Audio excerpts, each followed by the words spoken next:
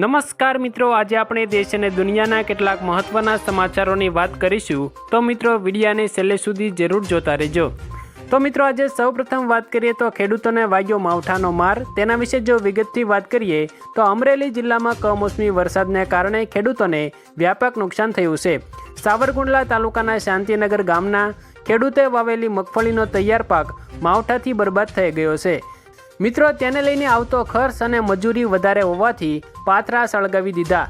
જો હવે બહાર લઈ જાય તો પણ મજૂરીની જરૂર પડે, તેથી ખેતરમાં જ પાક બાળીને સરકાર સામે રોષ પ્રગટ કર્યો છે। ખેડૂતો રાહત પેકેજની માંગ કરી રહ્યા છે।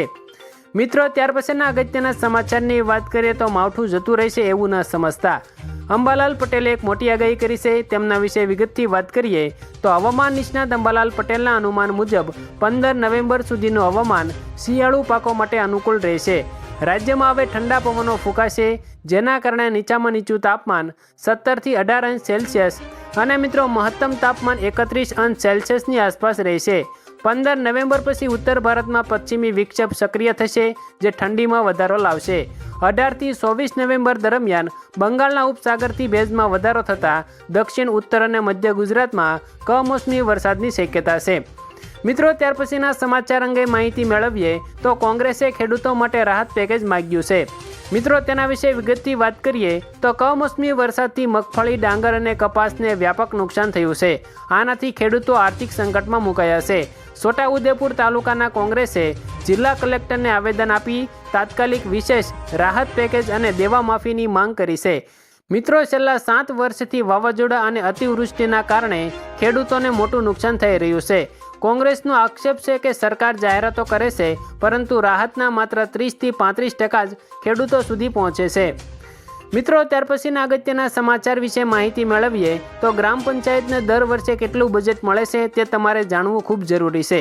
તો તેના વિશે વિગતથી વાત કરીએ તો ગ્રામ પંચાયતનું વાર્ષિક બજેટ અનેક સ્ત્રોતોમાંથી બને છે।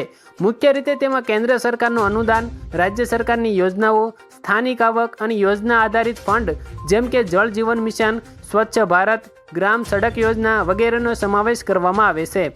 ગુજરાતની મોટાભાગની ગ્રામ પંચાયતોને દર વર્ષે 50 લાખથી 1 કરોડ સુધીનું બજેટ મળે છે, જે માર્ગ, પાણી, લાઇટ, સ્વચ્છતા અને શિક્ષણ કાર્યોમાં વાપરવામાં આવે છે। મિત્રો ત્યાર પછીના સૌથી અગત્યના સમાચારની વાત કરીએ તો અંબાલાલ પટેલ નેતાઓ ઉપર બગડ્યા। મિત્રો તેના વિશે વિગતથી વાત કરવામાં આવે તો હવામાન નિષ્ણાત અંબાલાલ પટેલે તાજેતરના નિવેદનમાં રાજકારણીઓ ઉપર ગંભીર આક્ષેપો કર્યા છે। મિત્રો તેમણે જણાવ્યું છે કે રાજકારણીઓ ગ્રાન્ટ ખાઈ જાય છે। સ્મશાનથી લઈને ગૌસર સુધીની જમીનો પણ રાજકારણીઓના સ્વાર્થ માટે વાપરવામાં આવે છે। અંબાલાલ પટેલે આ નિવેદન દરમિયાન સરકાર અને તંત્રને જવાબદારીપૂર્વક કામ કરવા અપીલ કરી છે। તેમના આ નિવેદનથી રાજકારણ ગરમાયું છે। મિત્રો ત્યાર પછીના સૌથી અગત્યના સમાચારની વાત કરીએ તો ગુજરાતમાં શિયાળાની એન્ટ્રી। તેમના વિશે વિગતથી વાત કરીએ તો ગુજરાતમાં કમોસમી વરસાદ બાદ હવે શિયાળાએ ધીમે ધીમે દસ્તક આપી છે। હવામાન વિભાગ મુજબ છેલ્લા 24 કલાકમાં રાજ્યભરમાં હવામાન સૂકું રહ્યું છે અને આગામી 7 દિવસ સુધી પણ એવું રહેશે। કચ્છમાં તાપમાનમાં નોંધપાત્ર ઘટાડો થયો છે।